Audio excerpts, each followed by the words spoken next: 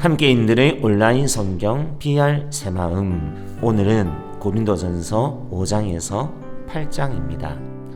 먼저 고린도전서 5장은 고린도 교인의 음행 문제입니다.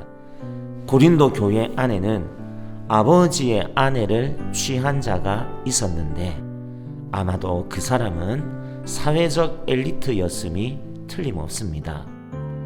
교회 안의 형제가 성적 범죄를 저지른 것도 큰 문제였지만 더 큰 문제는 이러한 근친상간을 행한 자를 교회 공동체가 그냥 묵인하고 있었다는 점이었습니다. 분명 그는 부유한 재력가였고 사회적 힘과 영향력을 행사하고 있었고 고린도 교회는 이 사람의 죄를 통한히 여기고 쫓아내기보다는 도리어 그 사람이 고린도 교회의 교인인 것을 자랑스럽게 여기고 있었습니다. 이에 바울은 그 사람을 출교시킴으로써 묵은 누룩을 내버리고 순전함과 진실함의 떡으로 교회의 거룩함을 보존하라고 명합니다. 출교시킴으로써 교회의 순수성을 지킬 뿐만 아니라 출교시킴으로써 죄를 지은 그 사람이 진실로 회개하여 영이 구원을 받을 수 있게 해야 한다는 가르침인데요. 출교와 같은 강도 높은 징계의 목적은 무조건적인 정죄 자체에 있는 것이 아니라 그 사람이 회개하여 최종적으로 구원을 받을 수 있도록 하는 데에 있음을 깨닫게 됩니다. 나아가 우리는 4장까지 강조되어 온 교회의 일치 문제에 바로 이어서 거룩한 신부로서의 교회의 순수함이 강조되고 있다는 점도 놓치지 않아야겠습니다. 교회는 타락한 세상과 세상의 죄에 대하여 논하기 이전에 먼저 교회 안의 죄들을 돌아보고 회개하고 돌아서야만 하는 것입니다. 분쟁과 대립을 뛰어넘어 그리스도의 십자가 앞에서 하나 되는 일치를 이루어야 하고 또한 사회적으로도 용인될 수 없는 부끄러운 죄악들은 단호하게 쫓아냄으로써 교회의 거룩함을 회복시켜야 한다는 말씀, 오늘 한국교회에 실로 경종을 울리는 말씀이 되겠습니다. 고린도전서 5장 읽겠습니다. 너희 중에 심지어 음행이 있다 함을 들으니 그런 음행은 이방인 중에서도 없는 것이라. 누가 그 아버지의 아내를 취하였다 하는도다. 그리하고도 너희가 오히려 교만하여져서 어찌하여 통한히 여기지 아니하고 그 일 행한 자를 너희 중에서 쫓아내지 아니하였느냐. 내가 실로 몸으로는 떠나 있으나 영으로는 함께 있어서 거기 있는 것 같이 이런 일 행한 자를 이미 판단하였노라. 주 예수의 이름으로 너희가 내 영과 함께 모여서 우리 주 예수의 능력으로 이런 자를 사탄에게 내주었으니 이는 육신은 멸하고 영은 주 예수의 날에 구원을 받게 하려 함이라. 너희가 자랑한 것이 옳지 아니하도다. 적은 누룩이 온 덩어리에 퍼지는 것을 알지 못하느냐. 너희는 누룩 없는 자인데 새 덩어리가 되기 위하여 묵은 누룩을 내버리라. 우리의 유월절 양 곧 그리스도께서 희생되셨느니라. 이러므로 우리가 명절을 지키되 묵은 누룩으로도 말고 악하고 악의에 찬 누룩으로도 말고 누룩이 없이 오직 순전함과 진실함의 떡으로 하자. 내가 너희에게 쓴 편지에 음행하는 자들을 사귀지 말라 하였거니와 이 말은 이 세상에 음행하는 자들이나 탐하는 자들이나 속여 빼앗는 자들이나 우상 숭배하는 자들을 도무지 사귀지 말라 하는 것이 아니니 만일 그리하려면 너희가 세상 밖으로 나가야 할 것이라. 이제 내가 너희에게 쓴 것은 만일 어떤 형제라 일컫는 자가 음행하거나 탐욕을 부리거나 우상 숭배를 하거나 모욕하거나 술 취하거나 속여 빼앗거든 사귀지도 말고 그런 자와는 함께 먹지도 말라 함이라. 밖에 있는 사람들을 판단하는 것이야 내게 무슨 상관이 있으리오마는 교회 안에 있는 사람들이야 너희가 판단하지 아니하랴. 밖에 있는 사람들은 하나님이 심판하시려니와 이 악한 사람은 너희 중에서 내쫓으라. 아멘. 고린도전서 6장은 세상 법정에 송사한 고린도 교회의 고소사건들을 다루고 있는데요. 당시 고린도의 법정은 아고라라고 불리는 시장의 중심부에 있었으니 말 그대로 마을 한복판의 공공장소에서 믿지 않는 사람들 앞에서 이루어지는 이러한 법적 소송 문제에 바울이 민감하게 반응한 것은 충분히 이해가 됩니다. 또한 로마 제국 시대의 사회 규범에 따르면 오직 부자와 권력자들만이 상대방을 법정에 세울 수 있었습니다. 부자들은 가난한 자들이 대항할 수 없는 법적 우위를 점하고 있었습니다. 교회 안의 부유한 교인들은 탐욕에 따라 행동하였고 가난한 교인들에게 해를 입혔습니다. 사정이 이러하였으니 차라리 불의를 당하는 것이 낫지 아니하며 차라리 속는 것이 낫지 아니하냐고 바울이 큰 소리를 내고 있는 것입니다. 교회는 교회됨의 증거를 위해서라도 교회 내부 안에서의 논쟁들을 성령 안에서 중재하는 법을 배워가야 합니다. 세상 법정에 의존하는 소송의 광기에 동참할 것이 아니라 사랑과 함께 공의에서도 모자람이 없는 옳고 지혜로운 판단과 결정이 교회 안에서 원활하게 이루어지도록 힘써야 하는 것입니다. 이어서 바울은 음행에 대한 결론적인 원칙을 분명하게 선언하는데요. 12절, 13절 모든 것이 내게 가하나 다 유익한 것이 아니요 모든 것이 내게 가하나 내가 무엇에든지 얽매이지 아니하리라. 몸은 음란을 위하여 있지 않고 오직 주를 위하여 있으며 주는 몸을 위하여 계시느니라. 고린도는 사실 한마디로 타락한 도시였습니다.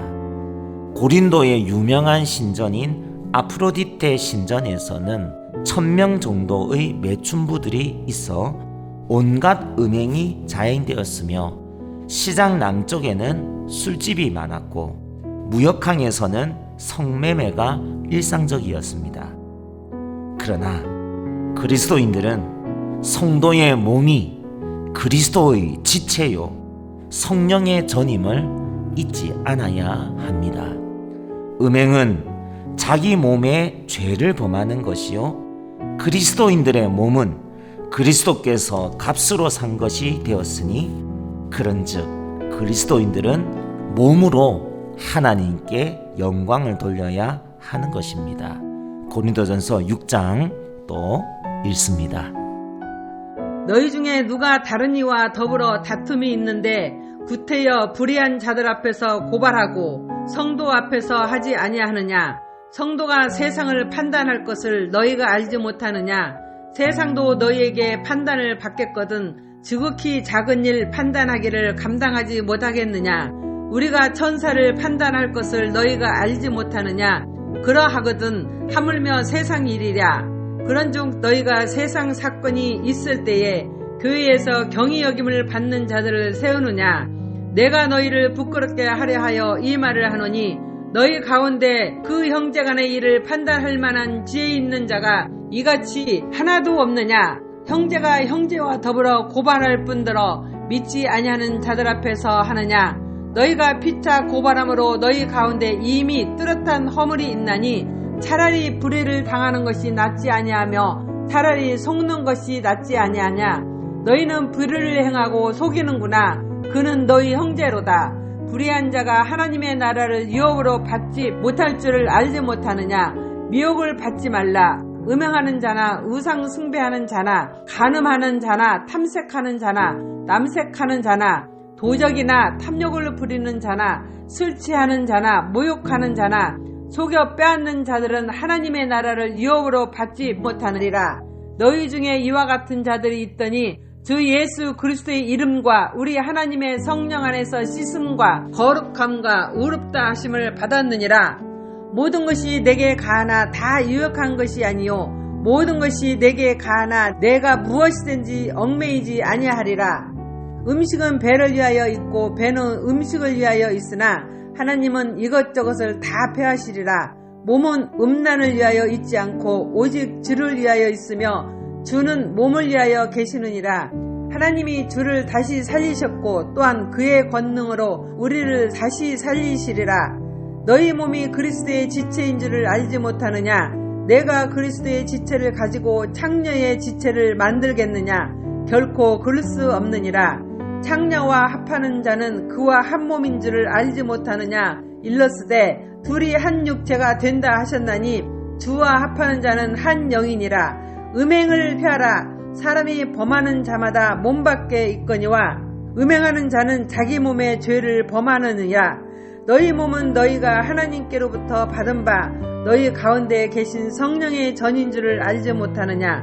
너희는 너희 자신의 것이 아니라 값으로 산 것이 되었으니 그런즉 너희 몸으로 하나님께 영광을 돌리라. 아멘. 고린도전서 7장은 결혼, 이혼, 재혼 문제입니다. 1절에서 알 수 있듯이 7장부터는 고린도 교회가 바울에게 편지로 질문했던 문제들에 대한 답변에 해당하는데요. 결혼한 부부 사이에 있어서는 각자가 자기 몸을 주장할 것이 아니라 배우자에 대한 의무를 서로 다할 것을 명하면서 작정 기도의 경우 외에는 분방하지 말라고 권면합니다. 미혼자나 가부의 경우는 자신처럼 그냥 지내는 것이 좋으나 절제할 수 없거든 결혼하되 가부의 재혼은 주 안에서만 허락합니다. 이혼에 있어서는 갈라서지 말라는 것이 원칙이되 혹여 갈라섰다면 그대로 지내든지 다시 합할 것을 명하고 배우자가 불신자인 경우에는 배우자의 구원을 위해서라도 먼저 배우자를 버리지 말 것이되 만일 불신자인 배우자가 이혼을 요구한다면 화평 중에 허락하라고 말씀합니다. 핵심은 결혼을 부르심으로 이해하고 있다는 점입니다.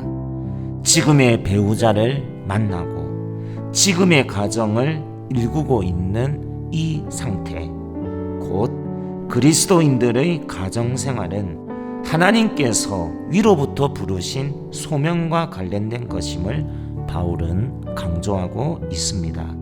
결혼은 하는 것도 잘하는 일이고 하지 않고 독신으로 지내는 것도 잘하는 일이니 각자의 부르심에 따라 그 부르심 그대로 지내되 가장 중요한 것은 하나님과 함께 거하는 것, 그 가정 속에서 부르신 하나님의 소명에 충실한 것입니다.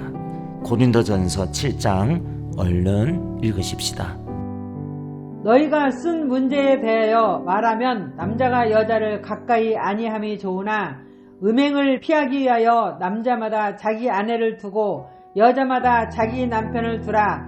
남편은 그 아내에 대한 의무를 다하고 아내도 그 남편에게 그렇게 할지라. 아내는 자기 몸을 주장하지 못하고 오직 그 남편이 하며 남편도 그와 같이 자기 몸을 주장하지 못하고 오직 그 아내가 하나니 서로 분방하지 말라. 다만 기도할 틈을 얻기 위하여 합의상 얼마 동안은 하되 다시 합하라. 이는 너희가 절제 못함으로 말미암아 사탄이 너희를 시험하지 못하게 하려 함이라. 그러나 내가 이 말을 함은 허락이요 명령은 아니니라. 나는 모든 사람이 나와 같기를 원하노라. 그러나 각각 하나님께 받은 자기의 은사가 있으니 이 사람은 이러하고 저 사람은 저러하니라. 내가 결혼하지 아니한 자들과 가부들에게 이르노니 나와 같이 그냥 지내는 것이 좋으니라. 만일 절제할 수 없거든 결혼하라. 정욕이 불같이 타는 것보다 결혼하는 것이 나으니라. 결혼한 자들에게 내가 명하노니 명하는 자는 내가 아니요 주시라. 여자는 남편에게서 갈라서지 말고 만일 갈라섰으면 그대로 지나든지 다시 그 남편과 화합하든지 하라. 남편도 아내를 버리지 말라. 그 나머지 사람들에게 내가 말하노니 이는 주의 명령이 아니라 만일 어떤 형제에게 믿지 아니하는 아내가 있어 남편과 함께 살기를 좋아하거든 그를 버리지 말며 어떤 여자에게 믿지 아니하는 남편이 있어 아내와 함께 살기를 좋아하거든 그 남편을 버리지 말라. 믿지 아니하는 남편이 아내로 말미암아 거룩하게 되고 믿지 아니하는 아내가 남편으로 말미암아 거룩하게 되나니 그렇지 아니하면 너희 자녀도 깨끗하지 못하니라. 그러나 이제 거룩하니라. 혹 믿지 아니하는 자가 갈리거든 갈리게 하라. 형제나 자매나 이런 일에 구애될 것이 없느니라. 그러나 하나님은 합평 중에서 너희를 부르셨느니라. 아내된 자여 내가 남편을 구원할는지 어찌할 수 있으며 남편된 자여 내가 내 아내를 구원할는지 어찌할 수 있으리요. 오직 주께서 각 사람에게 나눠주신 대로 하나님이 각 사람을 부르신 그대로 행하라. 내가 모든 교회에서 이와 같이 명하노라. 할례자로서 부르심을 받은 자가 있느냐 무할례자가 되지 말며 무할례자로 부르심을 받은 자가 있느냐 할례를 받지 말라. 할례 받는 것도 아무것도 아니요 할례 받지 아니하는 것도 아무것도 아니래되 오직 하나님의 계명을 지킬 따름이니라. 각 사람은 부르심을 받은 그 부르심 그대로 지내라.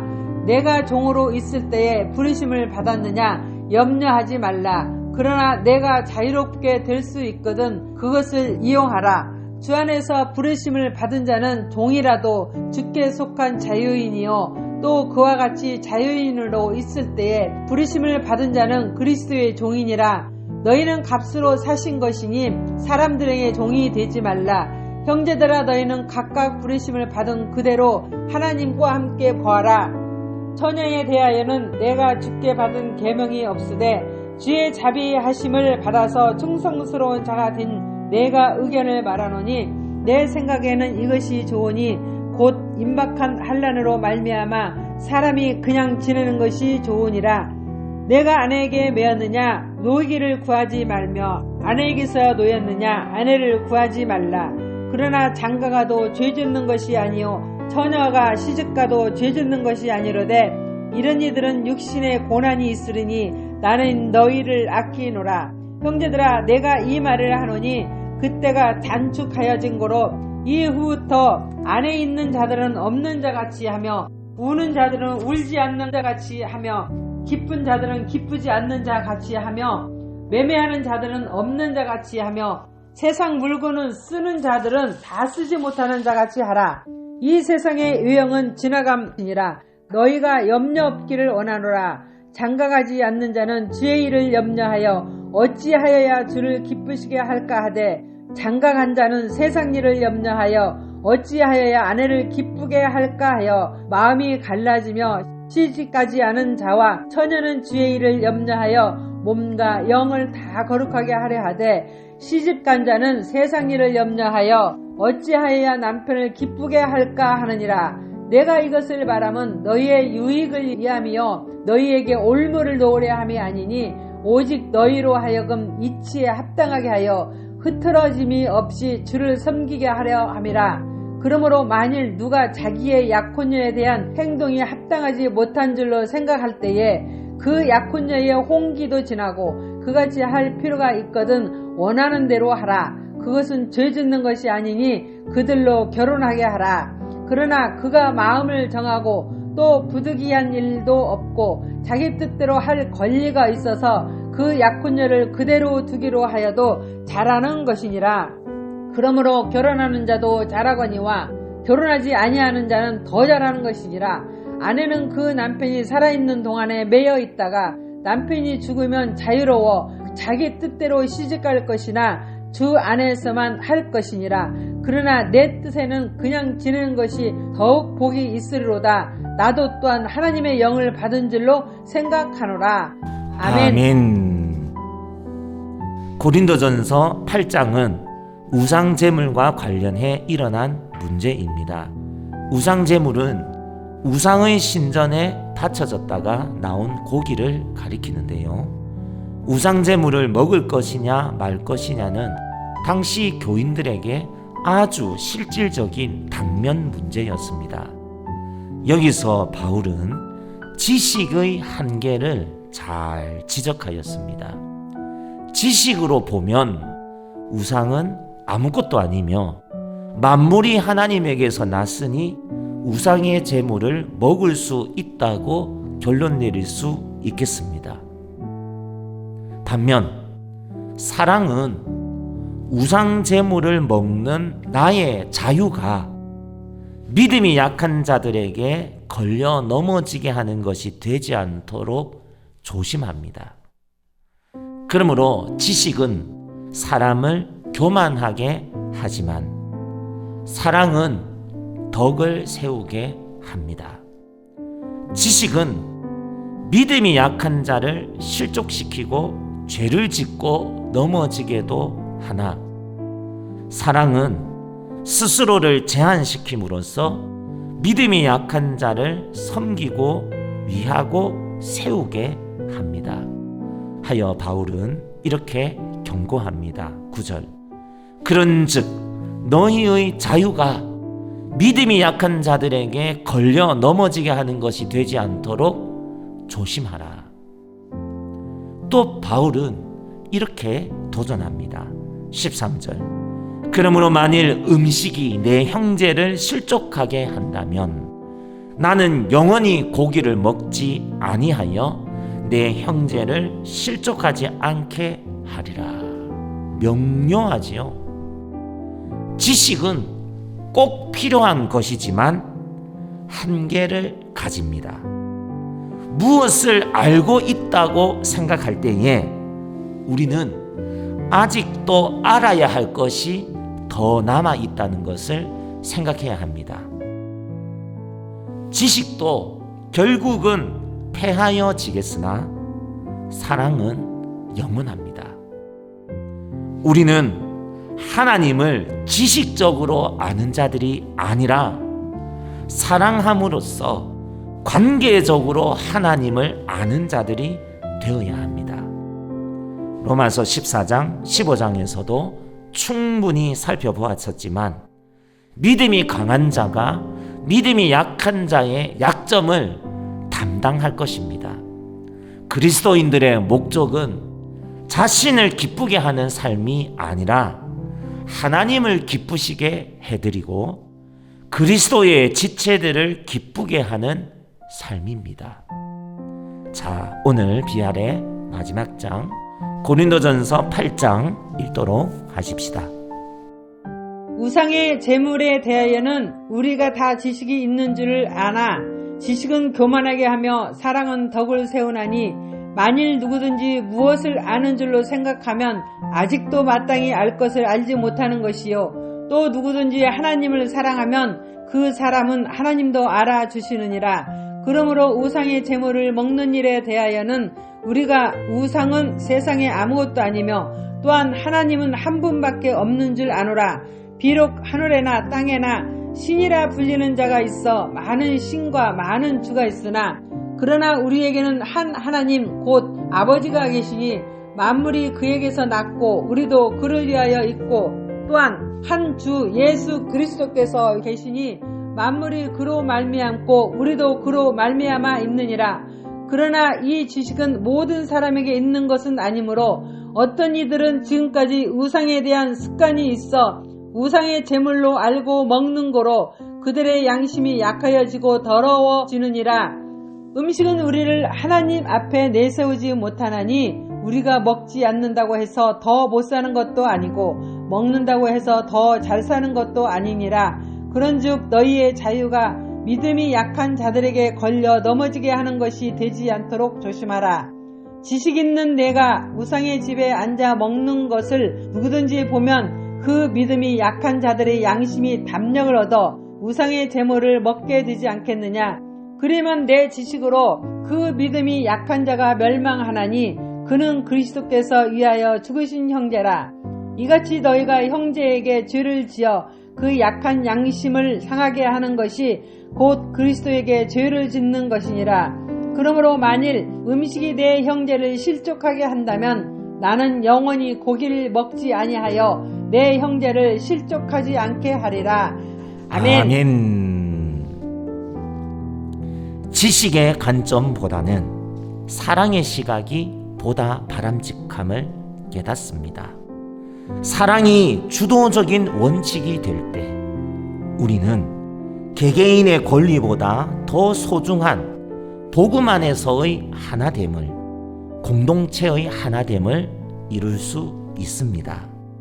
약한 자를 위하여 강한 자가 스스로를 희생하는 이 길의 원조는 예수님입니다. 예수님의 십자가 정신을 따라 사도 바울도 차라리 영원히 고기를 먹지 않을지언정 약한 자들이 실족하지 않도록 자신의 정당한 권리를 기꺼이 포기하겠다고 선언합니다. 우리도 따라야 할 사랑의 길입니다. 지식은 아름다우나 사랑은 생명을 살리고 공동체를 살립니다. 함께 읽은 말씀, 오늘의 요약입니다. 모든 것이 가하나 다 유익한 것은 아닙니다. 그리스도인의 참된 자유란 자신의 정당한 권리까지 기꺼이 포기하는 자유입니다. 약한 자들을 위하여, 그리스도의 몸된 교회를 위하여 기꺼이 사랑을 선택하는 자유입니다.